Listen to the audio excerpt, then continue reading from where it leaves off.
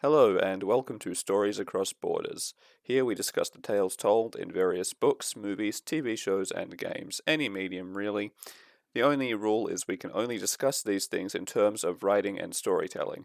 Acting, animation, soundtracks, all of that is off limits unless it pertains to the way the story is told.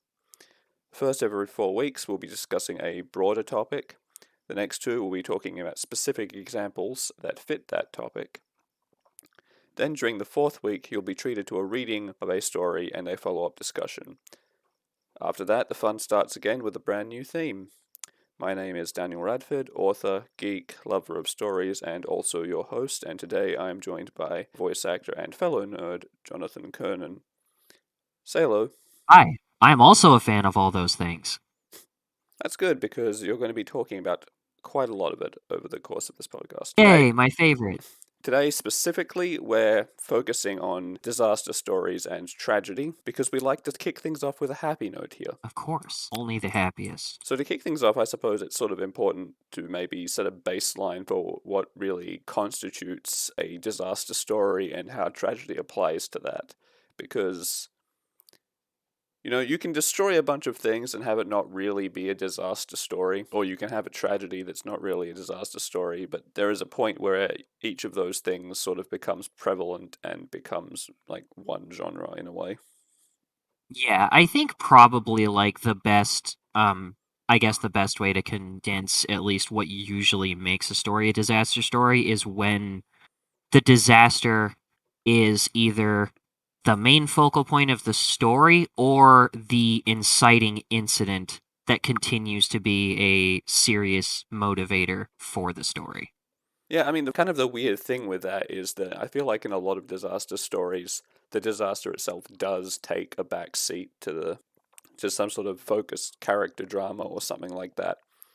Oh yeah, absolutely. Because I mean, storytelling wise, at least, I'd say always the main impact of disasters is really almost always how do people deal with it moving forward, and more of an not always emotional, but I would definitely say more of a metaphysical thing than about the literal consequences. Well, yeah, I mean, I think it's a scale thing because after a certain point, something becomes large. Like if something becomes large enough, it becomes pretty much incomprehensible to our puny human brains.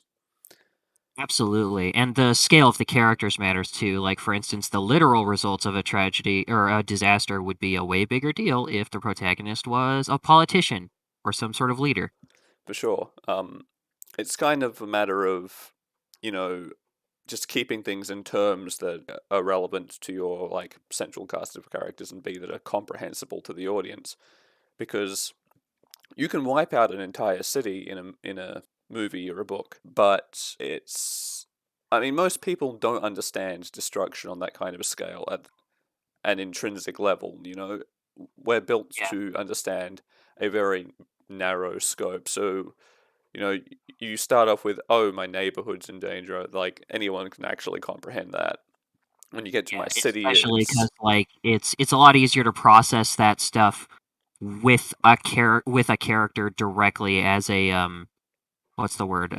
Not a go-between, but you have to, like yeah, it has to be for most people, at least, that kind of stuff has to be vicarious through a character in the story, unless it's something you've personally already experienced, in which case, sometimes you don't need a character at all, sometimes just the thing can hit you, but lacking it's that personal experience, you need to have it communicated to you what someone else is feeling and how it impacts them instead. Otherwise, the event is just this disparate experience you're not actually connected to.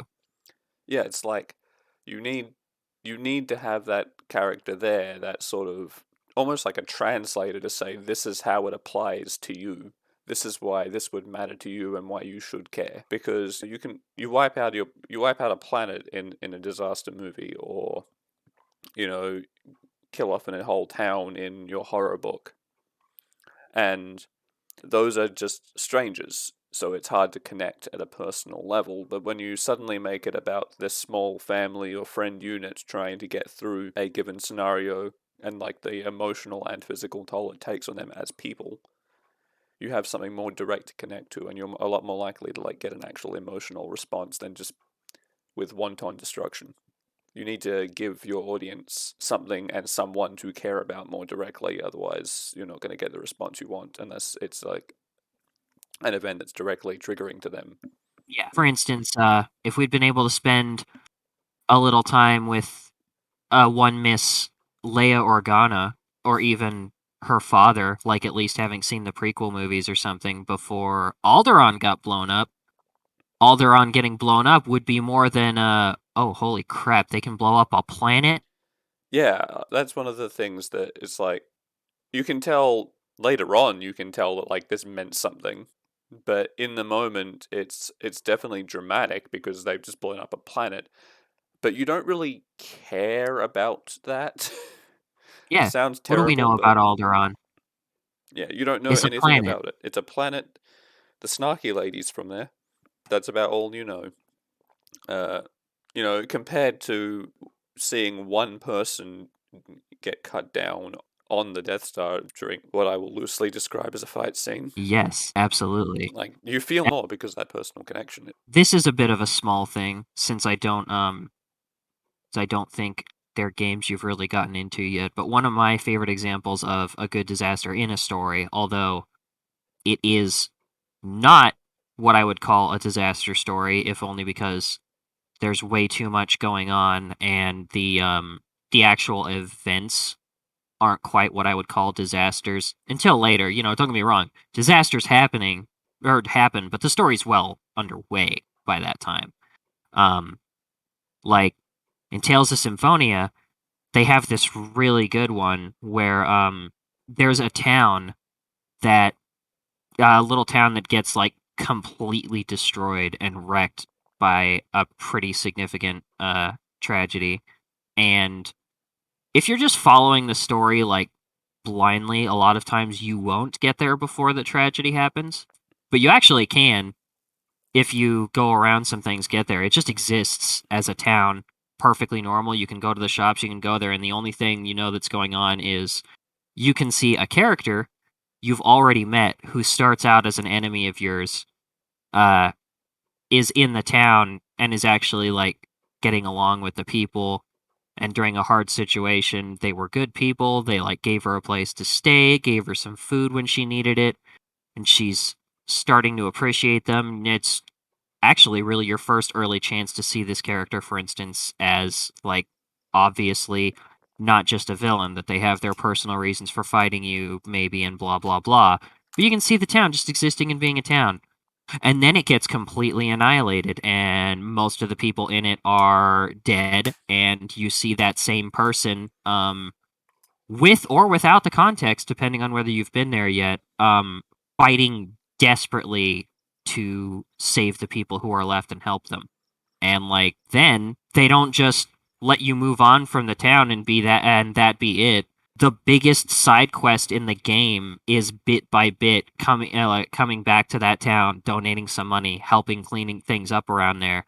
And each time you hit a threshold, you come back to the town later and it's a little bit more rebuilt until eventually it becomes better than it originally was. And like I don't know, I think that's a good way to show off I think that's a good example of a disaster, if only because like even though it's not an inciting incident or a main part of the main story, I think it does a good job of making you, the player, like experience it because you see what happens and directly deal with the after effects. You rebuild the town yourself. Yeah, no, that's a really good way to do it by like making it so there is a personal link to the. Well, I was gonna say audience, but I suppose in this case it's the player, Yeah, I and mean, that's the hey, thing. Like, a player's an audience until you stream.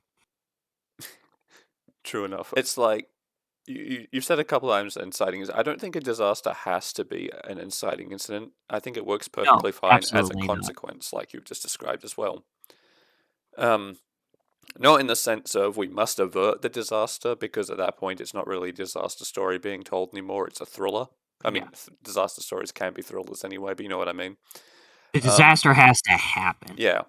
In fact, I think that's a sort of a key element to any good disaster story in general is inevitability. Yeah, Uh, whether it's due to a protagonist's folly, whether it's due to just the nature of the problem, whatever it is, once things are set in motion, you can't stop it. You can maybe make it a little bit better.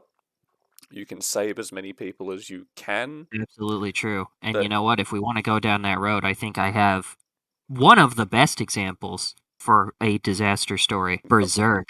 yeah, I don't know a lot about Berserk. All I know off the top of my head is effectively the apocalypse happens like I don't know, is it like a couple episodes or a couple chapters in? Um, I still, you know what the funny thing is? I think I didn't start the manga quite from the beginning because I used to be one of those people who like had a hard time watching and reading the same thing. So I would usually like watch to fill in what I wasn't reading or vice versa. But so I don't remember how many chapters it is in the manga, but there's actually this entire really big chunk of story before the apocalypse. And it changes depending on the medium. Obviously, Berserk doesn't really have a complete animation history because some of the stuff that's made for Berserk isn't very good.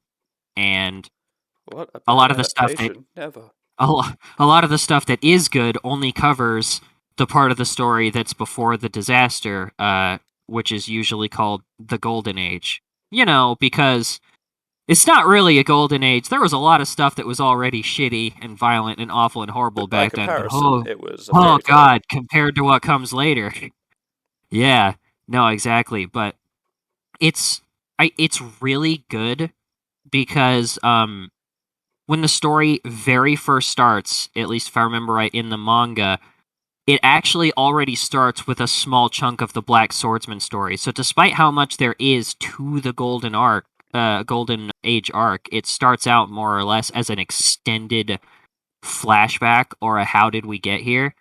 Because the first thing you see is Guts almost getting his ass kicked by a demon and then killing it at the last second. The first thing we see is him just being the Black Swordsman and being edgy lost sad boy who's gonna kill and do whatever it takes. And it gives us a chance to be like, oh, I see what this character is. He's another edgelord. He's another guy who hates everything and doesn't care about anything and just wants to kill the things. And But wow, God, that's is he ever so much more than that, despite also being that at the time. I suppose if you say that that's a flashback, I suppose it sort of hits you with and here's why the world ended.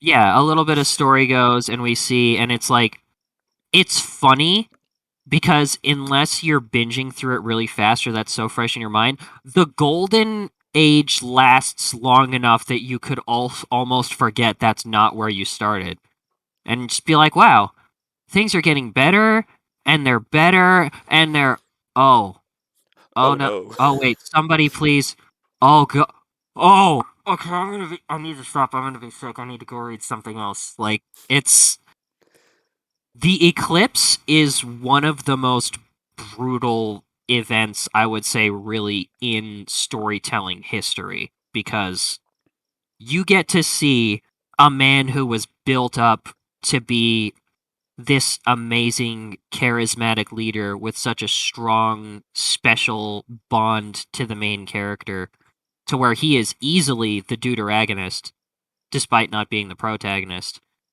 and see him fall from grace as hard as possible, lose almost everything at once to the point where the rest after that he just loses himself because it snowballs into this self-destructive spiral that leads to the one thing that was always, cuz like what part of what goes down in the first place, right, is Griffith as a character, this is treated as his destiny for at least like big demons and stuff. It's something they always knew would happen because he literally has a little thing, a bailet that's called the Egg of the King. Right. I They mean, pull that there's off your in a way that I inevitability right think, there. Yeah, they pull it off in a way that I think is really interesting, right? Because the Baelits, it's a horrible, awful thing. You can tell something's up with it right away because it literally looks like a small face, a small, horrific, ugly face carved out of crystallized blood. So there's obviously something not cool about it. Oh, I don't But know what you mean. That sounds completely wholesome. there's a lot of other things that aren't really demonic, horrible artifacts that happen to also, have, you might say, grim visages. But, you don't have to assume it's something evil or demonic, but it is something that's mixed with rulership. And it's something that Griffith got a hold of at a young age, and it's been one of the things to fuel his ambition. He didn't think it meant anything, but he kept it because it's called the Egg of the King, and it supposedly finds its way into the hands of true rulers, which, more than anything else, is what he wants to be. He's a man who started with nothing and has been trying to build up a kingdom from nothing with his own two hands, which is the whole reason he leads a mercenary band. He's just trying to gain followers, capital, and influence until he can start his own kingdom. So this is something obviously that he's going to keep around despite the fact that he doesn't believe it really does anything for itself. But of course, it is there at his lowest moment. It's the one thing he still has after everything in his life has fallen apart. He finally says fuck it and lets his life fall apart even harder, starts making his own mistakes without everything just going on around him, because the other most precious thing to him, our main character Guts, who ended up being so instrumental to his growing influence and power, that he not only became a very close friend and a person who's very important to Guts, but obviously his most important tool. Because somebody this calculating, this determined, and with this much ambition is going to see people, even people they genuinely love, not just with the emotional lens, but also with the lens of how useful they are. And Guts is both somebody very personally important to him and somebody he could not have gotten to where he is without an absolutely essential tool to achieving his dream. Yeah, so it's sort of like when once all those pieces sort of fell into place, or arguably as soon as he picked up that rock, it was basically set in stone. This is going to happen. Yeah, But exactly. Which I think is very interesting, right? Because it's both portrayed as destiny on the grand scale, in that, like, you could argue any of the otherworldly beings connected to this Bailet also would have considered it destiny, because it's a literal, like, object that helps shape destiny. But at the same time, he got himself to this point. He wasn't just guided on some path with rails by destiny and by the object he carries with him. yeah, sometimes inevitability is about choices. Absolutely. Like, it's inevitable because of who the person is. A sort of a slight detour with it, because that reminds me a lot of, and bear with me on this because I do believe this is technically a disaster story, even though other people may disagree with me. Is I think one of my favorite stories ever is Jurassic Park. I loved the book. Hell I loved yeah. the first movie. I loved some of the sequels, and others would I would prefer to forget. But what you're describing there, and what we talk about there, with inevitability of the disaster, and I think a bunch of dinosaurs getting out and murdering a bunch of people does classify as a disaster. Yeah, but at Um, least it's a cool one, right? yeah, well, it's not the apocalypse necessarily. I don't know. I haven't seen the most recent movie. Maybe it is at this point. I don't But want to talk about those movies. I mean, the first one, like the first of the new trilogies, as far as I've gotten so far, as far as the new versions, and I think that whilst I feel like all the original tone has been lost. It's not inherently bad. It definitely has big disaster movie vibes. I got that. But as far as like that story goes on, that is an inevitability created by poor choices made by people. And I'm going to come back to this again later, because I think that ties in very nicely to tragedy. But it's one of those things where the minute someone made the mistake of thinking they could reintroduce all these extinct animals into the world, and there would be These no, and they things could that the control very, it. like, structure and fabric of the world itself led to the end of. Yeah, by like thinking that you could reintroduce that into the world and experience no consequences, this like powerful primal force that no one really understands beyond the this is what their bones were like, and Yeah, thinking man, you but could look, the profit dinosaurs are from that. cool. And my fancy Pokemon fossil machine even managed to get rid of their feathers. Good job. Nothing bad will come from this. But Nothing at all. it's that sort of same thing, like where there's no destiny at play there, but it is an inevitability that things are going to go wrong based purely on the choices made by people who didn't think things through. But I No, mean, God forbid the ocean creatures.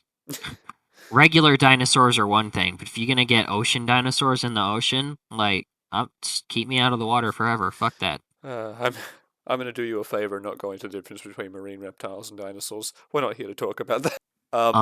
If it's really old and from a long time ago, it's a dinosaur. Duh. Forehead. Sure.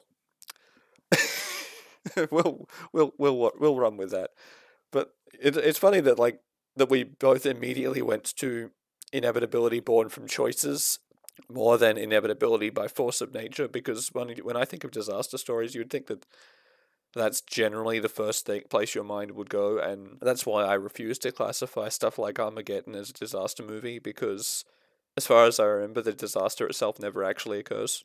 Yeah, Com- absolutely. com- Plus, I mean, a lot of times you get more out of a story most of the time from, for instance, the consequences of somebody's actions leading to something horrible than you do from being told, "Oh no, oh my god, there's an earthquake."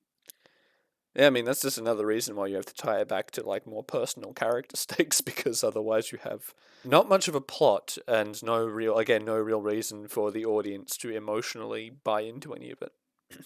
Yeah, if it's just a thing that happens, like, yeah, it's still gonna hurt a lot of people, it's kind of a big deal, but, like, as somebody who doesn't live in that world and isn't dealing with the consequences of the thing, who cares? Exactly. And yeah, I think that's one of the things that part of what makes stories, generally speaking, stories where the problem is born from a mistake or poor choices is better than, well, not better necessarily. There's some great stories about inevitable natural disasters and things like that, but it makes it easier to connect to as an audience when there is that human element.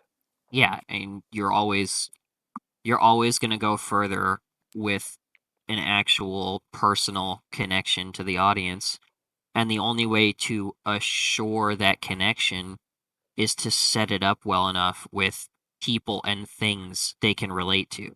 It all comes down, you have to be able to relate to something, whether that's the experience, the actual events that literally happen, or characters into the story. You have to be connected to something first before the disaster, before the tragedy. Otherwise, it loses all its weight. And there are a lot of different tools you can do that, but you have to make sure to set them up before it happens. And you always want to make sure, or at least usually, there are exceptions, but you almost always want to make sure that you are using multiples of those tools, even many of them, and not just one. Otherwise, you narrow your audience too much because what if not everybody can connect to the main character? Does that mean they're just absolutely left out of the story? What about people who might connect more to the actual? What if you only focus on characters and not the actual disaster or tragedy at all? What about people who could personally connect to the tragedy itself? Then they're left out. They're just kind of looking at what happened and being like, "Oh yeah, people are sad, but like, what about what I dealt with?" Yeah, I mean, you're never going to be able to please or affect everyone, but No, of course not. in broad strokes, you definitely want something that people in general can relate to or understand, and I think that's why so many disaster movies come parceled with a broken family who are trying to work out their issues. Like, it's so many. Day After Tomorrow, 2012, San Andreas, all those big blockbuster disaster movies, all of them have a struggling, broken family as the center point. Yeah, no, it definitely makes for it makes for a good focal point. It gives you multiple different characters to attach to, multiple different perspectives to either relate to or differ from. And it's something we can all understand. Like even if you don't have a messed up family yourself, it Lies. Whoever says that is a liar. no comment. But like you can come into that and go, I understand this. Like I understand a family unit. I have one of these or have had one of these, so I can understand the like personal intrinsic drama and relationships that go around through all of that.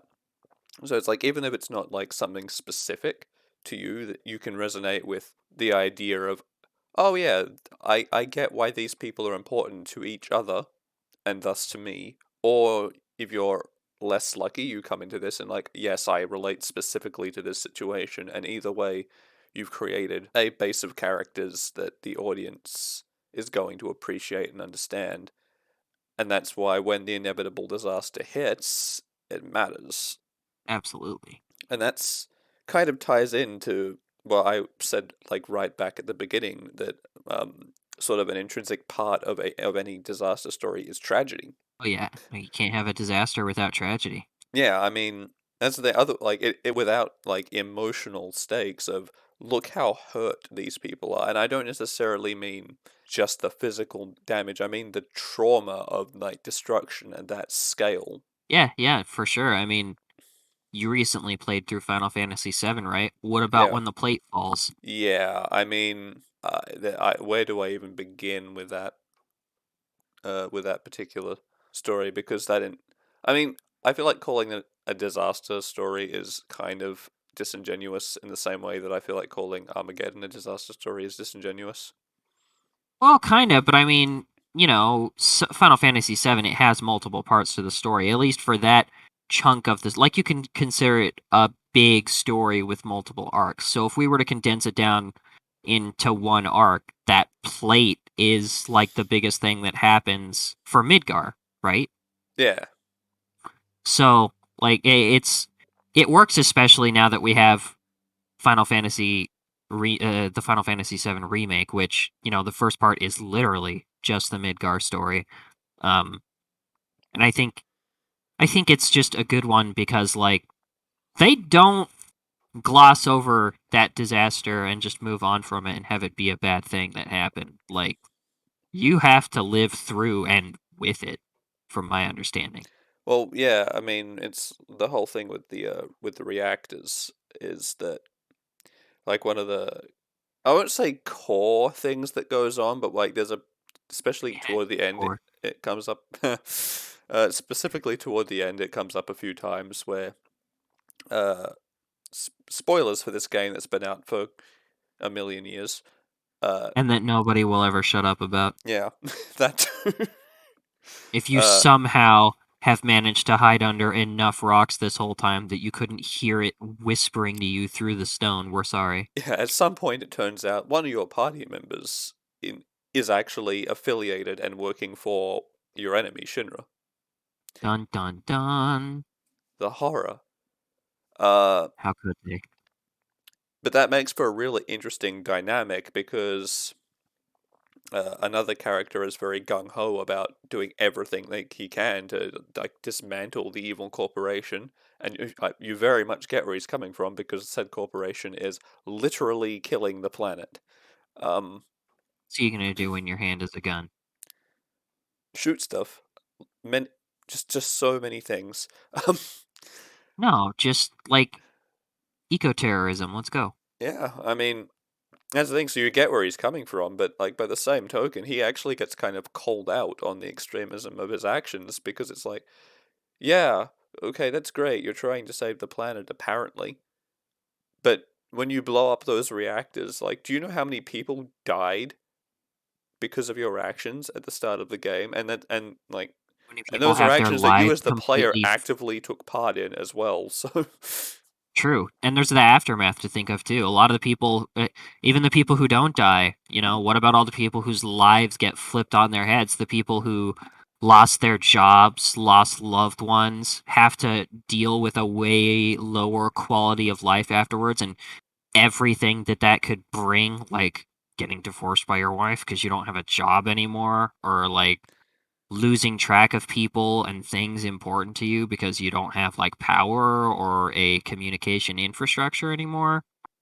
Exactly. Whilst I wouldn't say it's necessarily a huge point in the game, like it does make that point, and I very much did appreciate that. That sort of sense of, yeah, you were responsible for a disaster.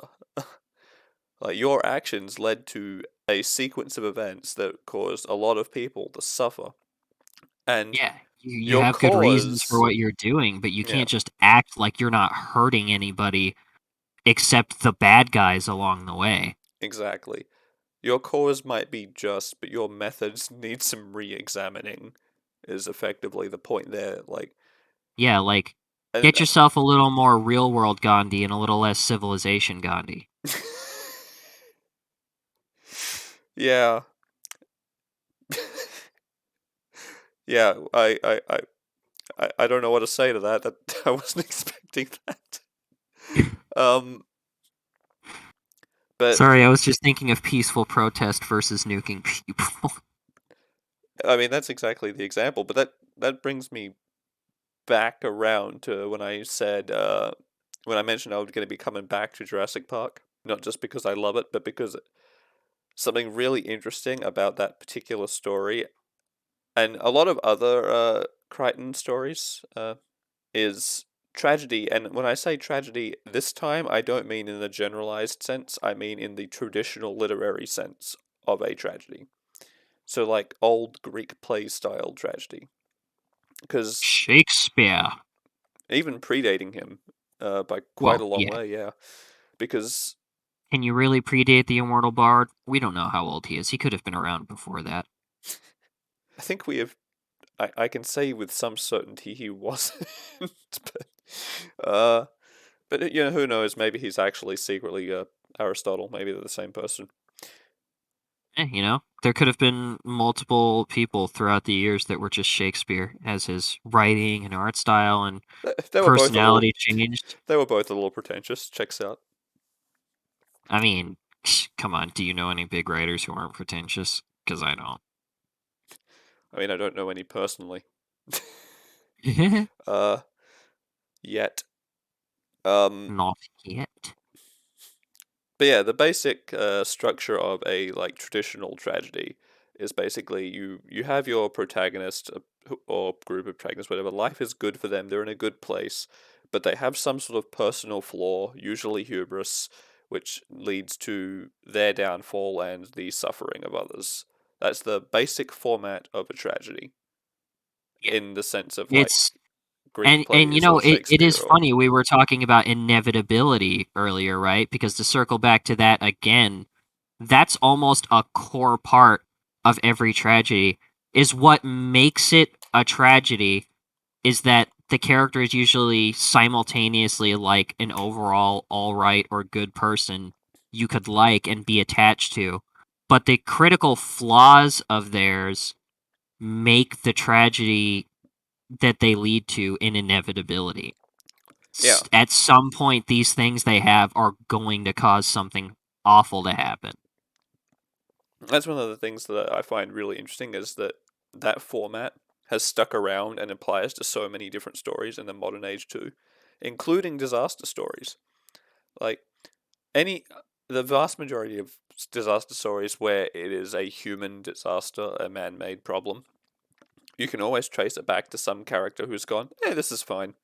And it was in fact not fine. And that's one of the things I really like about like going back to Crichton's work, The Swarm, Jurassic Park, all that stuff, is that it's always hubris.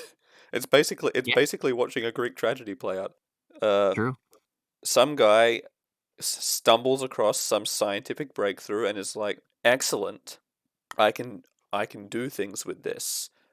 I'm smart. I can control this. This won't be. I have all the resources. Won't be an issue. We're all fine. Everyone's dead. Uh, What have I done? yeah. How did all this red paint get on my hands? John Hammond in Jurassic Park is the perfect tragic figure. He's just a. I mean, the books make him a bit more of a dick than the movie does, but uh, the basic premise is he's not a bad dude. He just wants to entertain some children, and he's filthy rich. So why not bring dinosaurs back to life? What could go wrong?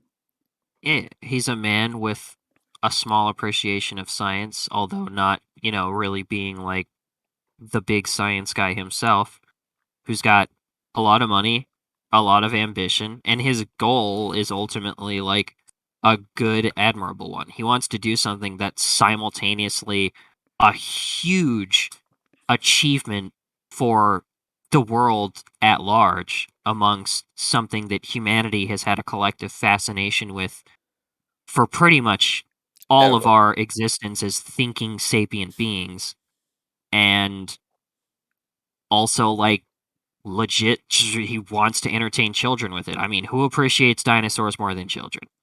Arguably me, but I'm a little weird. Well, that's okay. I was about to say only adult children, so right on track. Thank you, I think. But yeah, same situation with his other book, The Swarm. Not to be confused with another book called The Swarm that I really like, which is also a disaster story. Who doesn't love things called the swarm? Uh, but some these people create nanobots that can adapt readily and all this stuff, and you have all these potential uses. But they get out and start eating people and controlling them and doing all kinds of horrible things. And it's like you created something and thought you could control it, and you couldn't. There's that hubris again. Gotta put a stop to these nanomachines. Metal Gear. Sorry, the second you said nanobots, my brain sailed off to Snake. That's I'm used to it. At this point, uh, yeah. For those listening to this, expect John to make many a reference to the Metal Gear franchise as he appears in future episodes. Hey, no, I'm not like. Listen, I think Metal Gear is great. Uh, I don't live and breathe it as much as people I know who are like real proper classic fans of the series. I'm just a guy who came into it later and thinks it's really cool because it's just the right kind and amount of dumb. Like many disaster stories. Um, True. but yeah, I mean, it's that same thing that it's interesting how many like disaster movies or books or comics, whatever, actually fit into the traditional tragic structure as well as just having the general concept of tragedy in the sense of suffering, like a grand suffering. Yeah, I mean, it's a pretty easy thing to find, but it's never enough to push the envelope by itself. Yeah, no, definitely not. But it definitely ties everything together in a nice little knot. This sense of great human loss, not just of life, but you aren't the same person after you go through that. Yeah. And I think that that's honestly where some disaster stories kind of fall flat, is that they end on a note of, well, things were really bad, but everyone's fine now. And I think it's It's okay, like, what like, about all the dead people and all the crippled people and all the people with broken families and and broken PTSD. homes? Yeah, I don't. It always irks me, this sense of yay, happy ending, as you look out over this scene of destruction, and you know that just because the main event is over, the suffering is going to still continue for like decades. Um, Yeah, I mean, like, you could easily imagine, like, after somebody going like, "Oh, everything is great now." Pan the camera over just a couple feet to somebody who's had everything crash around them, just pointing at the character and being like, "Maybe for you." And, then you hear another small crash and you hear someone in the background yell, "My cabbages." narrator's voice. Everything was not, in fact, okay. Oh Um, god, I wish more stories had narrators who would not only like tell bits of the story, but just make like little bits of direct meta commentary on things, especially when it's to like snarkily debunk the characters being either dumb, So, ignorant, or so what you're arrogant. saying is, as well as adopting the tragedy format for disaster stories, we should also bring back the Greek chorus. I mean, I like me a Greek chorus or two. It's one of my. This is a small thing. It is a small thing to allude to since it's a short story, and I won't say much about it because it's definitely not a disaster story. But the that anime, How Heavy Are the Dumbbells You Lift, about the workout girls, it has that kind of narrator, and he's a big part of why this story is fun. I feel like I could be that narrator. I mean, I haven't seen the show, but I feel like anytime you need a snarky narrator for anything, you just give me a call, I'll do it. Yeah, but I'm not more a vo- importantly, I'm not a me, voice because I actor, want that's that to your be my thing, career. but I am really good at being a dick. I mean, I haven't seen your dick, but I've seen that. Right, disasters. Yeah. That's like I think it's fine to have a note of hope, like that sort of bittersweet tinge to something like everything was horrible, but things will eventually settle and we'll rebuild. Like that's an okay vibe. I don't mind that. Oh yeah, But you it's the have to have sense hope. of That's part of why I think it's fine that so many stories drive home what a big deal hope is as a concept to people. Because really, whether you think it's that intrinsic a concept to life, it's 100% that intrinsic an aspect of a story. You literally cannot have a good story that is also hopeless. Like, there has to always be something. Even if things go horribly wrong in the end and nothing gets right and fixed, that element of hope has to be there, even if it's subverted. You have to have it. yeah, well, I mean, if everything's hopeless from the start, why are you watching? Yeah. Who cares? Like None of it matters. you need to go into it, with this idea that, there is a chance because otherwise what's the point? Yeah. There has to be a reason that the characters' actions matter. Like, no one wants to Yeah. sit there and read a 600-page novel where nothing changes and nothing matters. Yeah, and I think that's also an essential part of how to make tragedies good and a limit that really pushes writers to be better as well. Because the inverse of that is when you start a story, you have to work extra hard if you want to believably convince your readers that everything is not okay and bad things can happen without them just deciding the story is hopeless and walking away. Because by virtue of the knowledge that you have to have some hope in the story, there's a character being like, well, this can't happen or this can't happen, right? You might not have a story without it. And then one of your challenges is to be like, yeah, well, fuck you. This did happen, and there is still a story. So keep reading, because you're mine now. Yeah, that's exactly that. Like, there's always that one character who's like, it could always be worse, and then you've got the author like, yep. Okay, always is a bit of a stretch, but it happens Yeah, often enough. yeah, no, I mean, because it's one of the most important things for people to remember is it can't always get better. It can also always get worse. Yeah, and that element of uncertainty is a huge thing with a disaster story because it's like even if you're 100% certain that that the characters you follow are going to make it out, there's always that question of not only how, but like what are they going to do with themselves? Because again, like you can't experience an event that significant and come out of it the same person. It's just It's not true. like I think I think that's a one very easy way to tell if someone understands like the magnitude of what they're writing about is if at the end of, especially in regards to like traumatic events like disasters, is if at the end a character is the same person that they were at the beginning because they shouldn't be. Which is why there's a lot of overlap between disaster story and the hero's journey. Yeah, I mean, I hadn't really thought of that, but I mean, the hero's journey is such a simple concept that it's hard to divorce it from any genre really, but I True, I but never that is a really completely crucial component they both share. Is one of the steps of the hero's journey is that, like, the events of the story force the hero to change. You can't go through what they do and come back the same person. Yeah, I mean, I feel like that is kind of inherently a part of most kinds of story anyway, but definitely in regards Good to stories, at least. touche.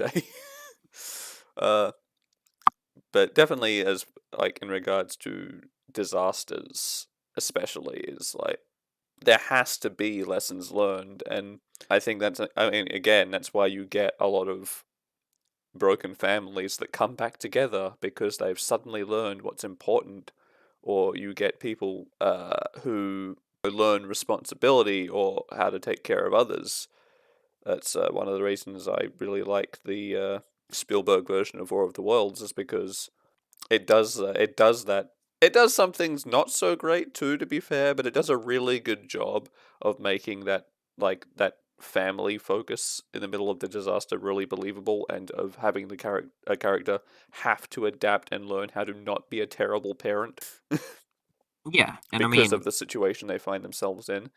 And I think, as a general rule, a disaster, I think, actually does work better as a set piece almost more than a focal point. It's the reason why things are happening, but it's almost always more compelling to then focus on the character drama that is caused by the disaster more than the almost probably more than like the physical threat present.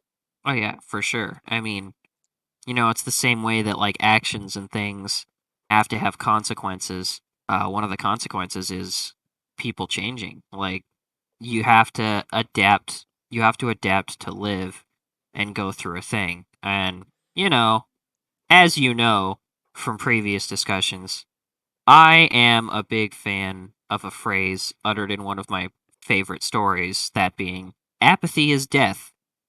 And there are so many situations you can apply that to in different ways.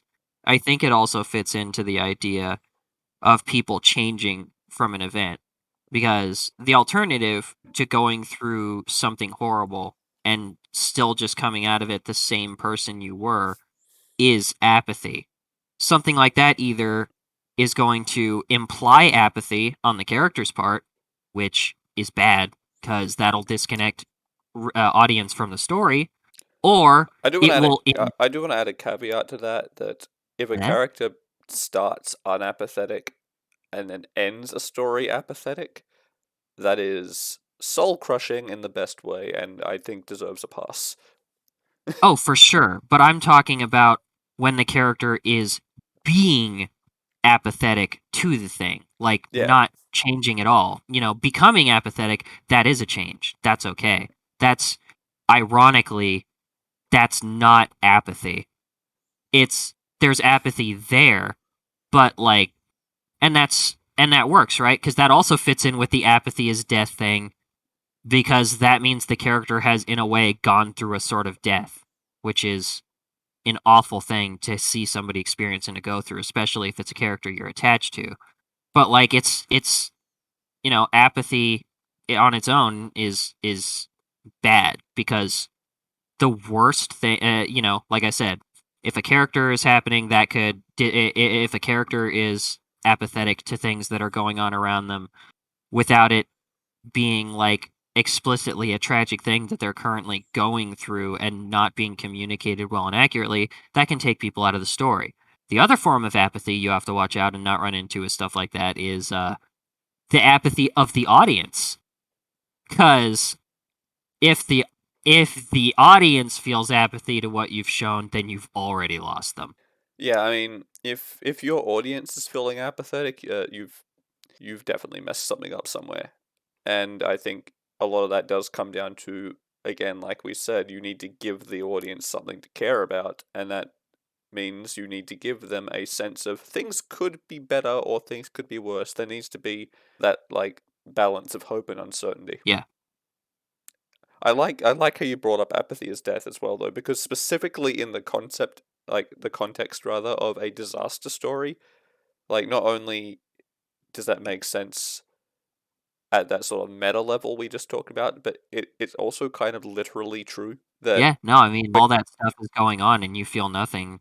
You're yeah, probably you gonna like die. like a character in that situation, if they get to a point where they just don't care anymore, they're screwed. Or if they don't have that drive to keep fighting and keep surviving, that that thing that they're reaching for to get, that reason to keep going. If they don't have that, not only are they not compelling necessarily, but they're also doomed. True, and it's a good thing you see in a lot of stories too, where like a lot of times when that crazy or bad stuff happens, that will be how some characters end up dying is they give up.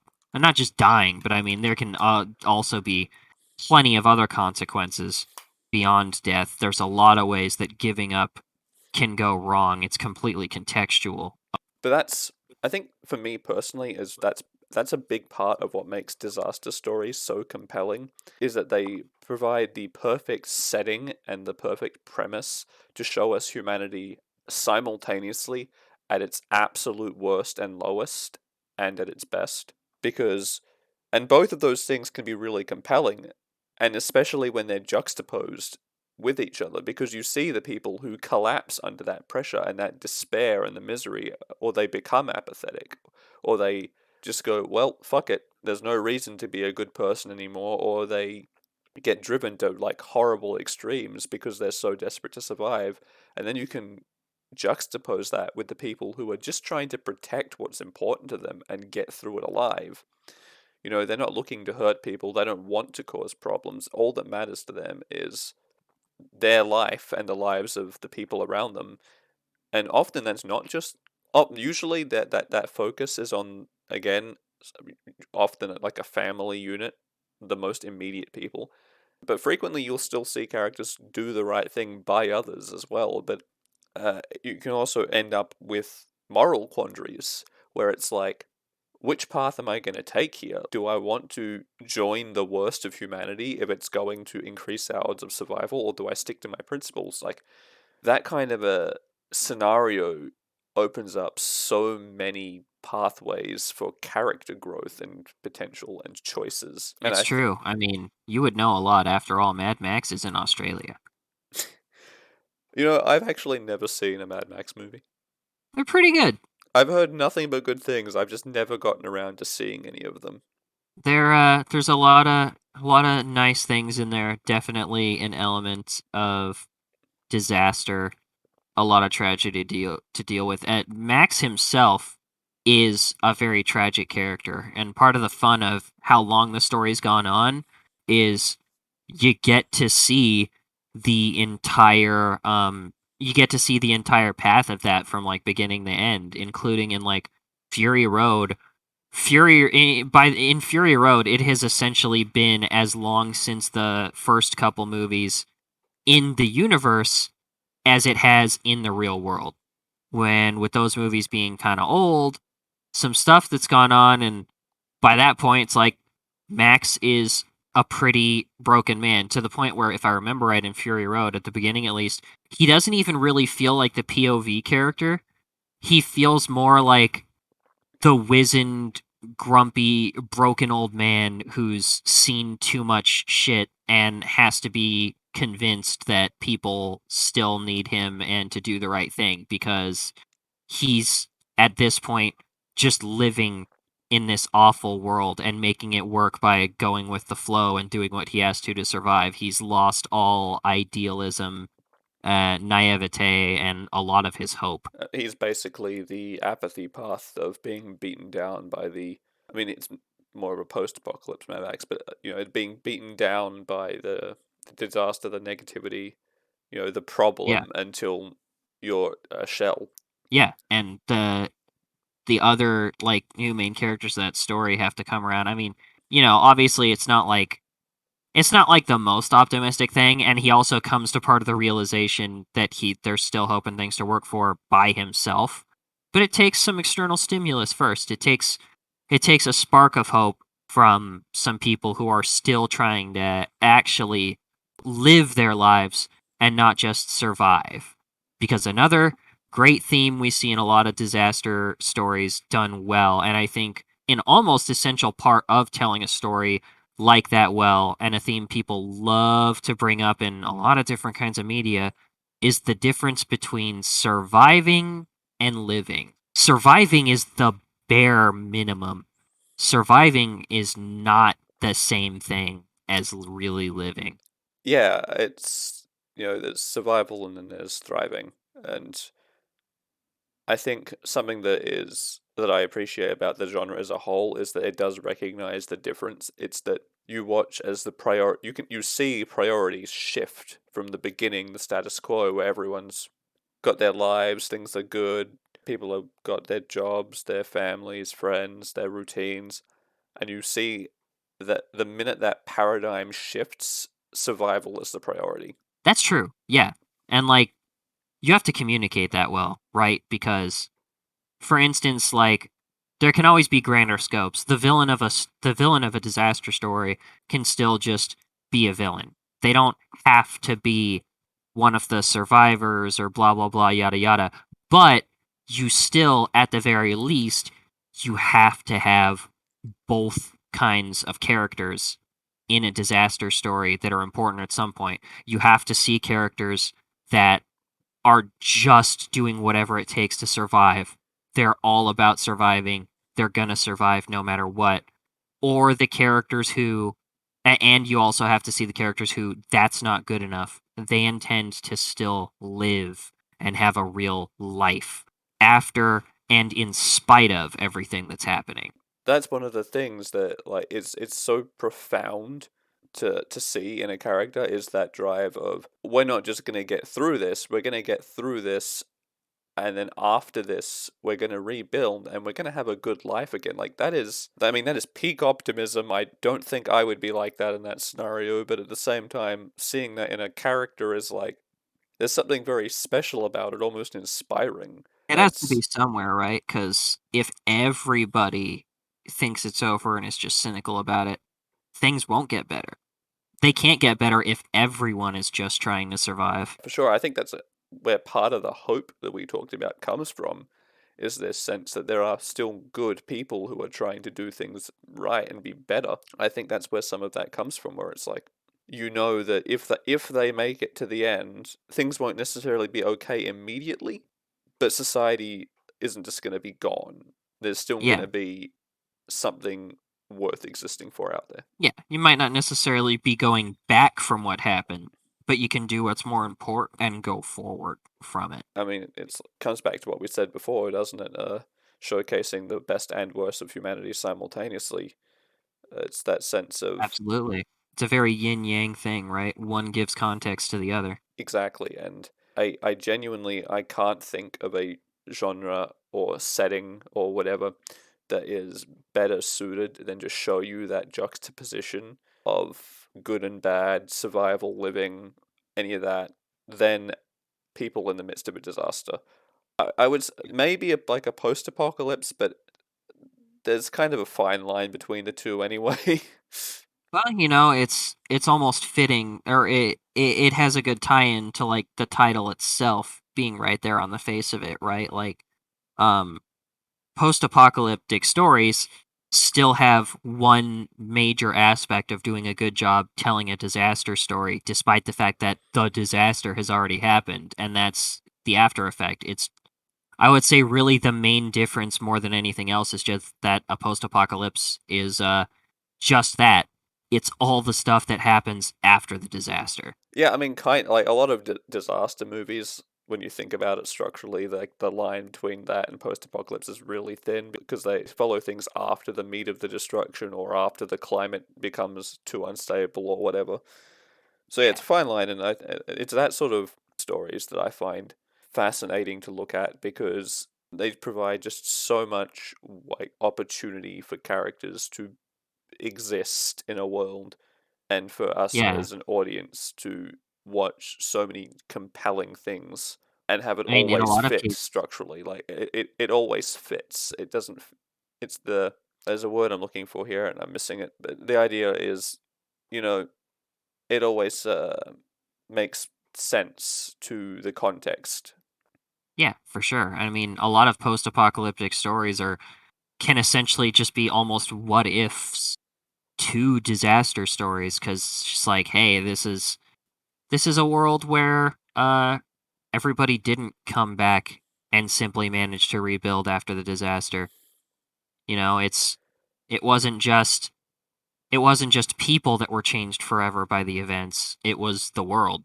Yeah, I mean, really, realistically, a lot of post-apocalypse is really just like the disaster continued, so Yeah. it fits. But I don't want to get too off Ugh, into post-apocalypses because we'll of probably course. revisit them in one of our story cycles eventually anyway. Oh yeah, it's gonna be its own topic at some point. Uh, but yeah, we've been going for a little over an hour, so I think at this point would be a good time to wrap up. So once again, I am Daniel Radford. You can find me on Twitter at DanielRat7. And do you have anything you want to plug? Not yet. I don't really have anything to plug at this moment. I'm gonna wait until I'm a little more out there and get a little more work, especially because I don't feel ready for anything on the fully professional level right now. Because right now I'm just using a gaming headset because my studio microphone broke down and I haven't been able to replace it yet. But there will be time in future episodes. I'm gonna be around here a lot. He likes me, folks. I'm fun. In that case, thank you for listening to us blather about things that we find interesting and like for as long as you did, person who is probably listening to this. And we will catch you next time. Yeah, and next time we can get into some more specific things for you. Go deep dive on individual stories and topics instead of the broad spectrum we covered today.